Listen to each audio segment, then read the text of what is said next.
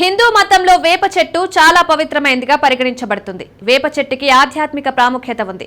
అంతేకాదు ఆరోగ్య ప్రయోజనాలను అందిస్తుంది. అయితే ఈ వేప చెట్టుకి జ్యోతిష్య శాస్త్ర దృక్పథంతో కూడా విశేష ప్రాముఖ్యత ఉంది. శనీశ్వరుడి వలన కలిగే దుష్ప్రభావాలను తగ్గించడంలో వేప చెట్టు సహాయపడుతుందని నమ్ముతారు. వేప చెట్టుని సరైన దిశలో పెంచడం వల్ల గ్రహ దోషాలు తొలగి ఇంటికి శ్రేయస్సు వస్తుంది. వేప చెట్టు దగ్గర ప్రతికూల శక్తి మనుగడ సాగించదు. ఇది రాహువు, కేతువు, శనీశ్వరుడి ప్రభావాలను తగ్గించడమే కాదు సానుకూలత, సంపదను కూడా తెస్తుంది. ఇంటి బయట వేప చెట్టు నాటడం వల్ల చెడు దృష్టి, పూర్వీకుల శాపం, శని, కుజుడు శాపం నుంచి కూడా ఉపశమనం లభిస్తుంది. జ్యోతిష్య శాస్త్రం ప్రకారం కుజుడు, శని, కేతువు గ్రహాలకు వేప సంబంధించింది. అటువంటి పరిస్థితుల్లో ఈ మొక్కను నాటడానికి దక్షిణ దిశ అత్యంత పవిత్రమైంది.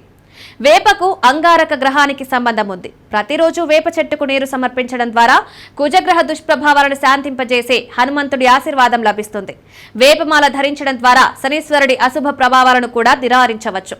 జాతకంలో కేతు దోషం ఉంటే నీటిలో వేపాకులు కలిపి స్నానం చేయడం ప్రయోజనకరంగా ఉంటుంది.